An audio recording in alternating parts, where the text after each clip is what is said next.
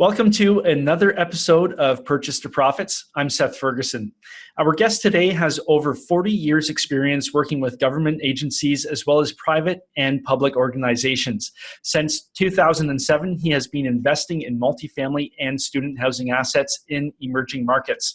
He has been involved in projects worth over $30 million, consisting of over 800 units.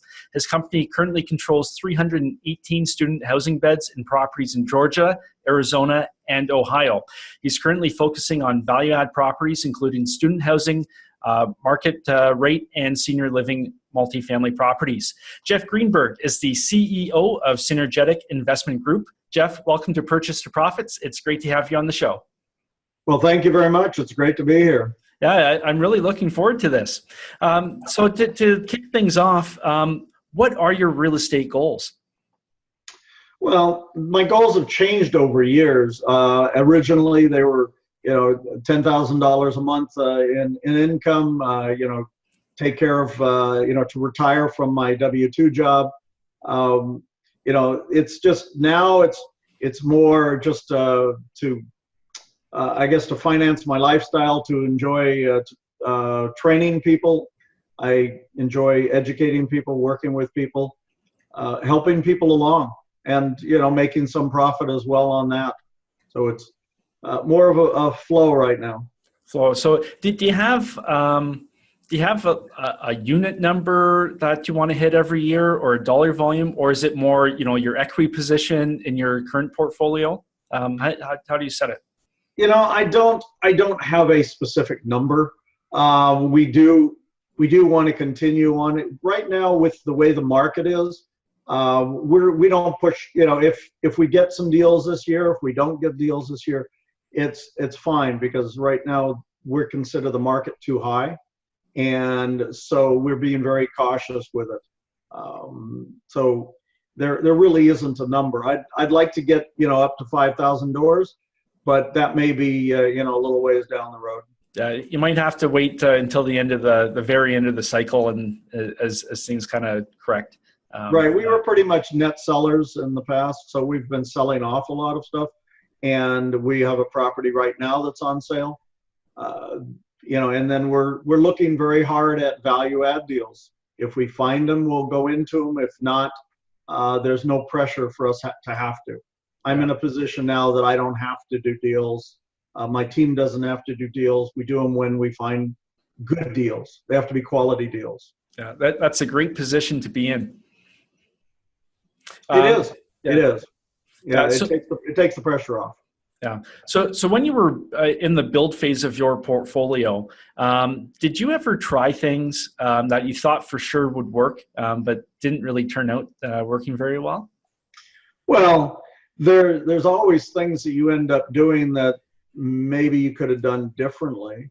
I can't think of anything specifically, but I mean, there were such, I guess the situation that I might have done differently was there was one property that my partner and I were looking at. This was in Houston. It was a great property. We were at a point where we had a choice of our money going hard and continuing on, or dropping the property and pulling back. And we ended up not taking on the property. And I feel that was a great property. I think we should have let the money go hard. I couldn't convince my business partner to do that. And we had an agreement. If we couldn't agree on something, then we passed. Yeah. And that happens sometimes. Looking back, it was a great property. We would have made a lot of money on it. Yeah, the one that got away. The one that got away. Yeah, yeah. So you mentioned you couldn't come to an agreement. Do you mind sharing what the key sticking points there were? Yeah, on that one, basically what had happened is we went with I think it was a Marcus & Millichap mortgage broker that was, they were going to go and find us the debt.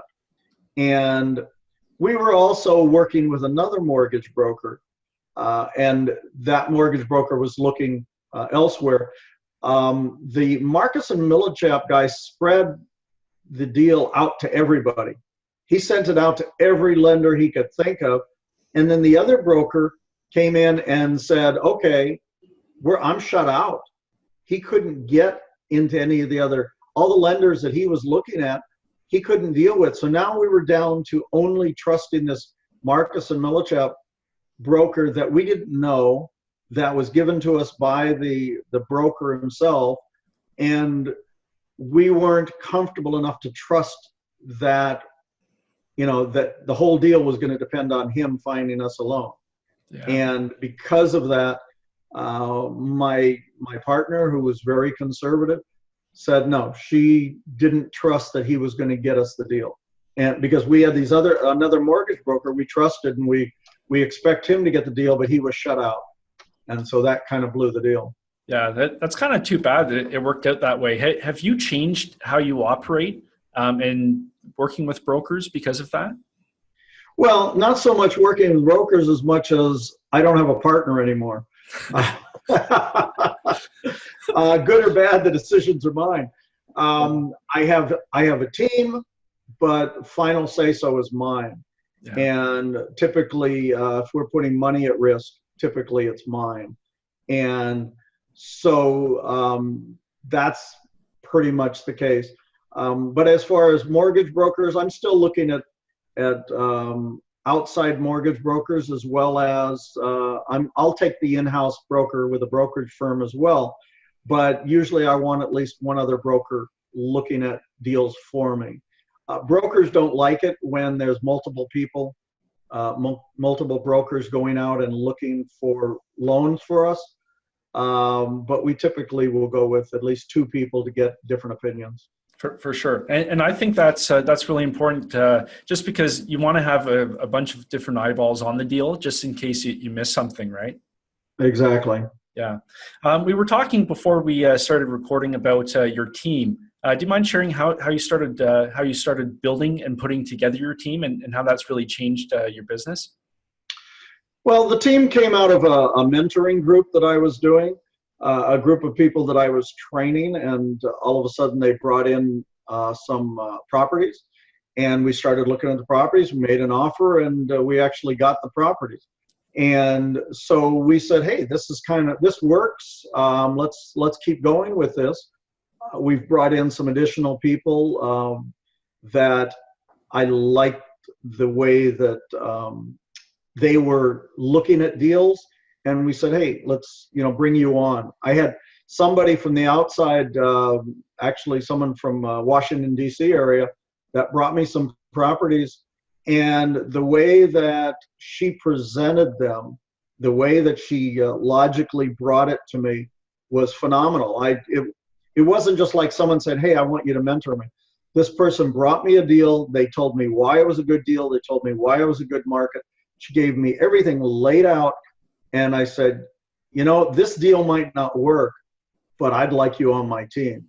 And so her and her husband actually have been on my team for probably the last 8 months. And I've been training them in the areas that they didn't know, but they did such a fantastic job on that presentation that I just said, hey, come work with me.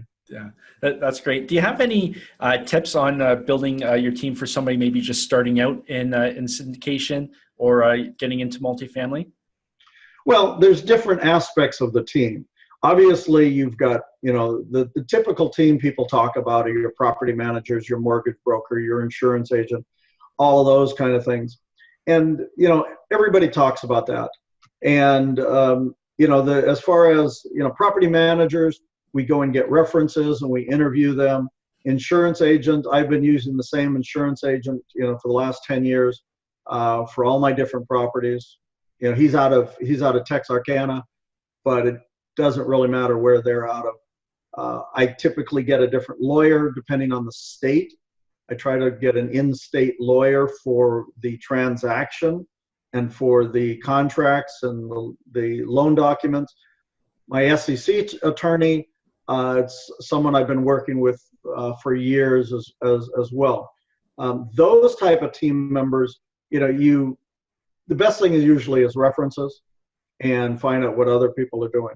As far as the team members that are actually doing my acquisitions, like I said, these are people that have came to me and wanted to be mentored or wanted to learn from me, and I've trained them, but they came with an attitude that I'm going to work my tail off, and whatever you're going to give me as far as piece of any of the deals, we'll be happy to do that.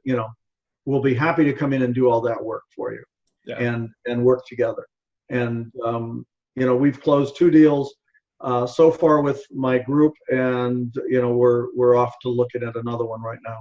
Yeah, and I think the trade-off for them is that education. You can read books all day long, but unless you're actively doing deals, you're not going to have that real-world experience.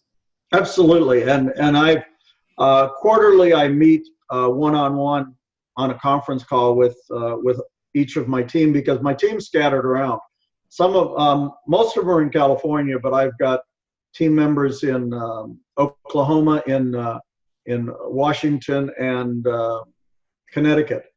And so we meet on the phone, have a conference call, and find out what's going on. We talk, see what things are working, what things aren't working, what their goals are. And the one thing that I get from them, every time is the thrill it is for them to be able to actually be a part of a team. And most of them now have gone on at least one due diligence trip with us. And to be able to walk a property, that is so educational in itself, is walking the property during a due diligence. If anybody ever has an opportunity to do that, even as a bystander, you learn so much just walking a property, seeing what there is, see what the inspector sees, sitting down with interviews with the on-site people, finding out what's going on. Those are all great ways to learn. But that's pretty much how my team has come together. Yeah. So looking at you as a solo, you as working with a partner, and you now having a team, which one would you say you would choose all day long? Well, I love being able to make the choices myself. I mean, I could instantly make choices, but then again, I also have my team members that I bounce it off of. My lead on my team is a mortgage broker by trade. And so he and I bounce things back and forth off each other as far as the underwriting, the market, and all that stuff. So that's great. But when push comes to shove, I get to make the decision. And that part is kind of nice, being the one in charge. Yeah, the captain of your own ship. Yeah. And, for good or bad, the decisions are mine and the responsibility is mine, no matter what's going on, for sure. It stops with me. Yeah. So looking back at all the properties you've acquired, is there one that stands out as a Keystone property, or one that really moved you forward? Keystone property, the one that first comes to mind, well, there's actually 2 that come to mind. The one was the Houston property we sold in 2016. That one, we bought it from a guy that he bought it out of foreclosure. So he paid about $700,000 for 62 units, if you can believe that. Yeah. Well, it was 60% occupied when he bought it, and 2 years later we bought it from him for $1.3 million, and then 3 years later we sold it for $2.7 million. So that was I don't know that he made much money out of it because of the amount of money he put into it, but we certainly made a lot of money out of it, since we didn't put that much money into it. But it was 85% occupied when we bought it, and it was 95% occupied when we sold it. And the market helped out. The market had, the cap rates had compressed, so that helped us get that 2.7. But our projection was 2.1 to 2.3 in 5 years, and we got 2.7 in 3. So that I had a lot of happy investors on that one. Oh, for sure. Well, what originally attracted you to that specific deal? Was there one thing that stood out? It was under market price at the time. It was Houston, which is a market I wanted to get into. I liked the area. It's in South Houston, but it's it was by itself, which was really nice. There was like a half a mile away, there is a whole area that's rows of apartments, and ours was sandwiched in between a hotel and a business office, and there was really no reason for anybody to come near that property unless they were on the freeway off ramp, because the freeway off ramp, or the freeway access road, was right next to the property, which made it a lot safer area. People weren't hanging out there, and it was highly visible as far as on the freeway access road. But it was just a great deal as well. We bought it for under $21,000 a door at a time that properties of that value were going for at least $25 a door, and now they're going for at least $40 a door, 40, 45, 50 a door down there. Yeah. And I mean, it was a good solid property. Yeah. And you went directly to the seller on that one. Is that right? Well, they actually not, it was my broker did. Okay. My broker, who made a cold call on a 150 unit property in Houston, and asked if they would sell it, which, by the way, I'm still working on buying that one. That was 3.5 years ago. Yeah. And the seller said, well, I'm not interested in selling this property, but I have another one. And so took my broker over to another property. My broker negotiated down the price about $200,000, and then called me. And, you know, to this day, I'm not quite sure why he called me, because he had other people that would have come in at all cash rather than mine syndicated deal. But he called me and he told me that I needed to put it under contract. And I said, send me the contract, and we did it. But it was basically a cold call by a broker that I had known for a while and that I had bought another property from. And so he called me and we got it under contract. That's a great story. I always love how, you know, somebody talks about one property and then it leads to another property. Those are always good stories. Yeah, we're still trying to buy the other one. The problem with the other one is he owns it with family members. And this is a 70-year-old guy. And he's running it. Him and his wife are running it. But the family's making money on it. They don't want him to sell. He's doing all the work. Yeah. But he's in a situation now that he has a young wife and they want to go travel while he's still healthy enough to travel. And the rest of the family says, no, you keep running it for us, doing all the work, and we'll keep collecting money.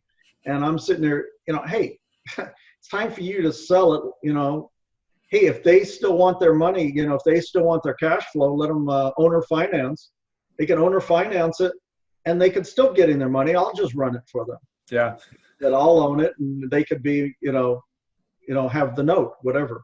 Yeah. But we're still working on some creative financing on that deal. Yeah. The guy would probably send you Christmas cards for saving him from all the work.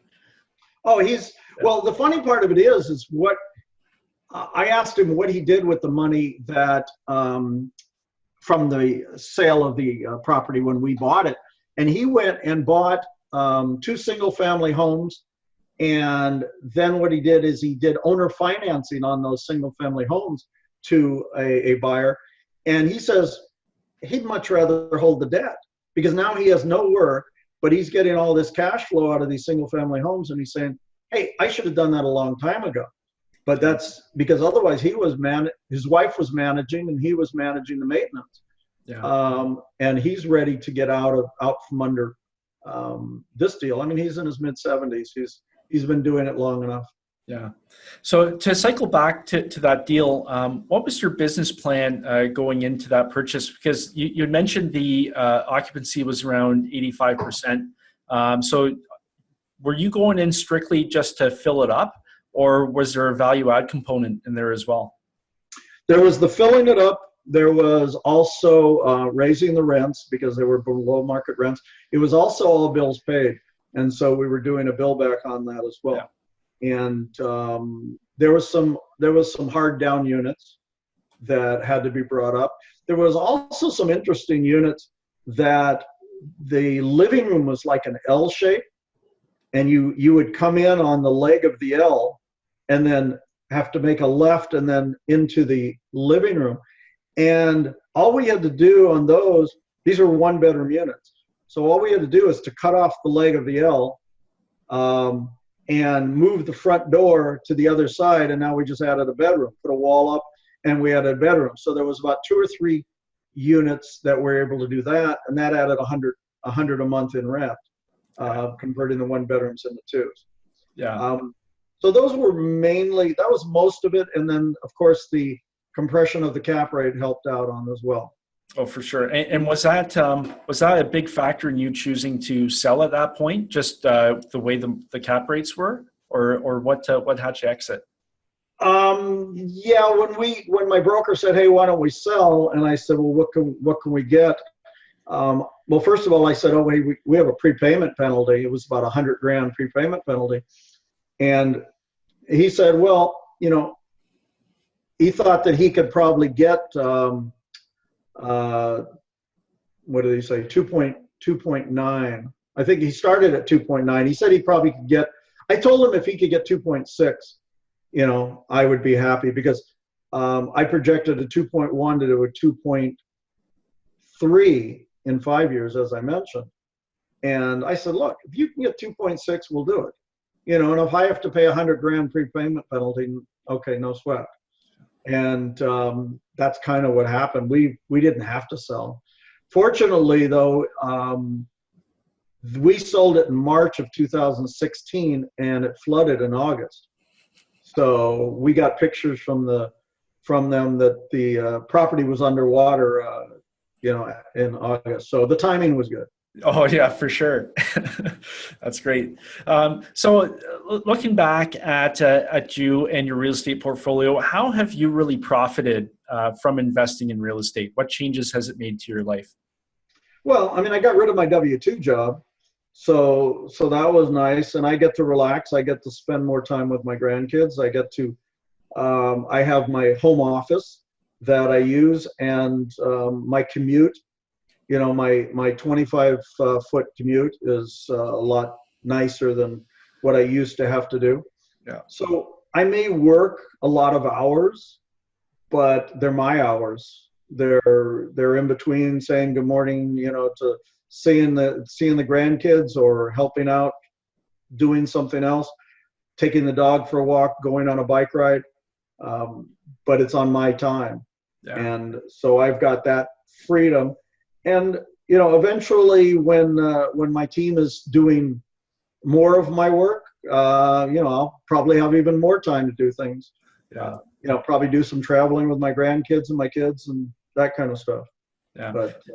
But would you say you spend most of your time now building new relationships, or are you cold calling sellers? Like, where would you say the biggest time investment is for you?